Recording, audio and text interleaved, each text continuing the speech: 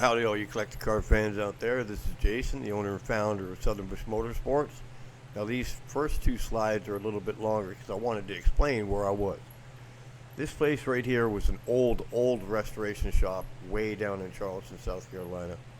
Actually, more up in the bayou of South Carolina. But this was an old guy named Buddy. Now, Buddy was hardcore 60s guy. He looked like a greaser. He looked like he came right out of the movie The Outsiders.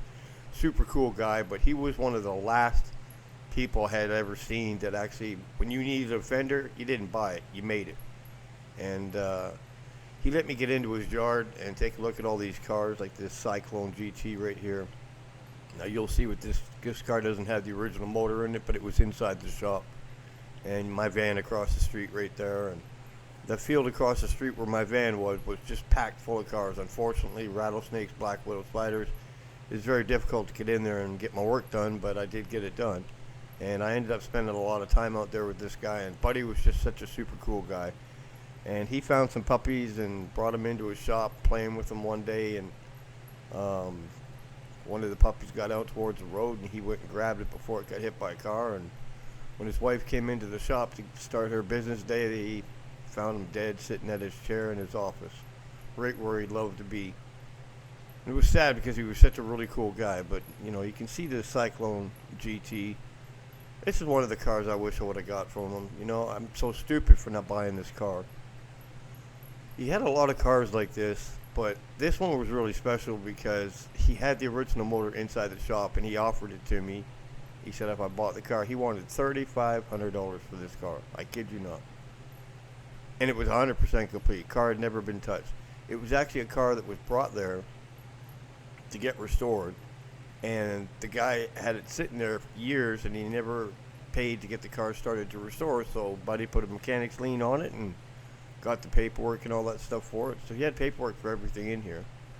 And when he passed, I didn't hear about it right away, and his wife got swindled out of all these cars. I mean, there was 454 Cal induction Chevelle convertibles out there. He wasn't really a Mopar fan. He was more of Mercury and Ford and all the other stuff. And it was sad. When I got out there, she said, I tried to get a hold of you. I didn't know your number. Buddy never saved anything. And it was heartfelt because she really got burned really bad. This will be one part of probably a couple parts that I'll do on Buddy. But Buddy was old school. Really super cool guy. To see this guy's machinery, this old machinery with nothing, he didn't plug anything in. Like the pedals were all by hand, and it was just, you know, he liked to work on the old 30s and 40s cars, and he made his own stuff, and it was really cool to see all that. I learned a lot from the guy. So that's my shout out to Buddy. God bless you, Buddy. I know you're in heaven now, so you know. The car was complete. There was a few things that he had started on the car, and when the guy didn't show up to pay for anything, he just kind of stopped and, you know, left the car the way it was. But as you can see, she was pretty much untouched, and it was a real 429 car. And while I was restoring this car, a couple of his buddies came by and they told me, you know, I got a Dart that I want you to take a look at, and I think it was a Barracuda or something like that. But all the cars that Buddy restored, he was pretty proud of all of his trophies. All the cars he restored, they all won shows. His work was top notch. Like I said, old school. You know, he didn't forget much. But this Cyclone, man, this car was solid. It looked rough as heck, but it was definitely solid. Everything was there. Look at the floors and the frame on that. Another floorboard shot right there. Undercoated car, super solid. Torsion bars are in place. You know, it was. I couldn't save them all, but I sure wish this is one of the ones I wish I would have got. He had 3 of these Cyclones. I thought one of them was a 428. I thought it said Cobra on it. I don't know. Mercury probably doesn't have no Cobra or anything like that, but you know, the car was complete. The engine had been taken out, but Buddy had taken the engine out because he was going to start the restoration. This guy didn't pay the bill, so he put the engine to the side. But I looked at it, it was numbers matching. Just wait till I get into, you'll see when I do the rest of the series on this, it'll say Buddy's Resto or something like that. It'll say Buddy's, but he had a lot of cars out there. I mean, a lot of cars. stuff. He even took the transmission out with the car there. One thing Buddy was good at is when he started seeing and starting to trust me a little bit, and I brought a lot of cash to him, he started telling me where other cars were. And he was really involved with the moonshine runners of the Carolinas. So, I was getting into a lot of kind of spooky stuff sometimes because these moonshiners, it may have been back in the 70s that they were running moonshines, but they still acted like they were still running them, But they all had these fast cars with these hidden trunks, and some of these cars were a little gutted out in the back to really do much with, but they're definitely restorable. Look at that dash, just completely untouched. Nothing been done to that dash. And every car he had out on this property was the same thing, untouched. Nothing had been done to the car.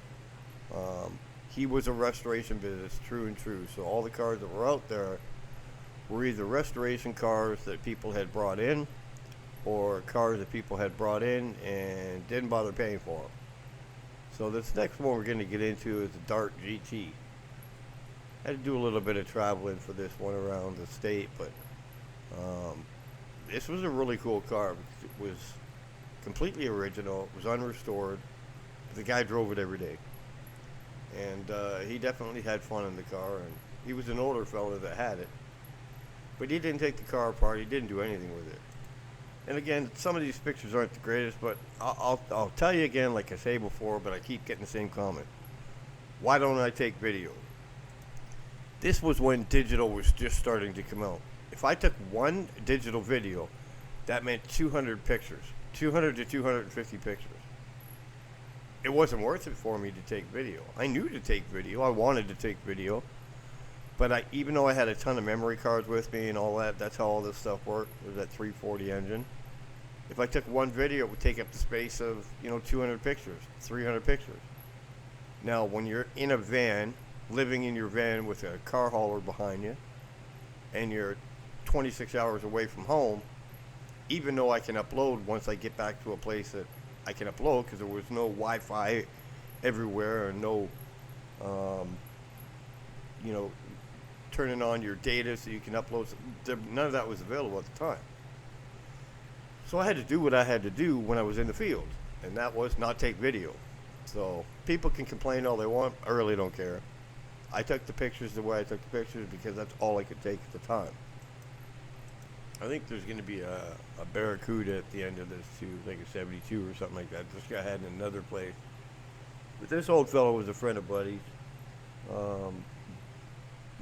He was going to get Buddy to restore this car, and Buddy's like, you really shouldn't restore this car. I think I was pointing at the carburetor because the guy had to stick a new carburetor on it, and he made a big deal that he didn't want to, but the thing was starting to run pretty rough. But look at that interior, It's the bone stock that you get.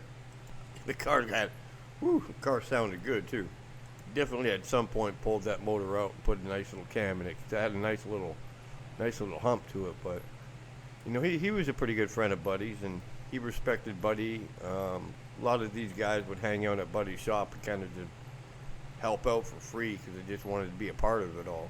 But this Dart was untouched. It was what it was. You can see there's nothing new and fancy there. I can't remember if it was a factory AC. That might have been aftermarket AC. But a super cool car to take pictures of, and ran and drove like it was brand new. I wish I would have got some. I had a few undercarriage pictures of this car, but this car was super, super solid. You gotta remember, in South Carolina, although there was a lot of heat, there was never any snow, so there was never any need for salt, which is what rotted these cars away. So all these cars that I was finding through Buddy were all super solid cars. And that makes a big difference especially when you're trying to restore a car. You got to check out the rust situation, because that's what's really going to cost you a lot of extra money. I see some people out there that have come after me and find these cars, and they're thinking that they're going to get rich on it. Well, put that car in an acid dip and see what's left afterwards, and see if you really are going to get rich or not, because you have to make that really tough call. The car is worth restoring, but are you even going to be able to find a place that can replace sub rails and frame rails and all that other stuff, like, when that stuff's rotted out, torsion bars, torsion boxes, stuff like that, that's when stuff starts getting really expensive and out of people's league. And people tend to get ripped off, not because restoration shops are bad people, because a restoration shop's not going to replace frame rails and stuff for dirt cheap. It's a lot of work. So this next car coming up is a Barracuda that just happened to be, I believe it was at this guy's house sitting on the side of his barn. But nothing super fancy, but definitely it was a clean car. Definitely a very clean car. It was also an unrestored, unretouched car. I know it's hard to believe with that paint looking so shiny like that, but this guy took a lot of pride in this car. I mean, you can tell there's nothing new underneath. Look at the valve covers chipped up, air cleaner chipped up. And the car was completely untouched, and it was a treat to see it too. Yeah, horrible bad picture. But thanks for coming out and checking on our Tales from the Bush. And this series, like I said, will be more included with it. It'll be called Buddies or something like that. And don't forget to like and subscribe.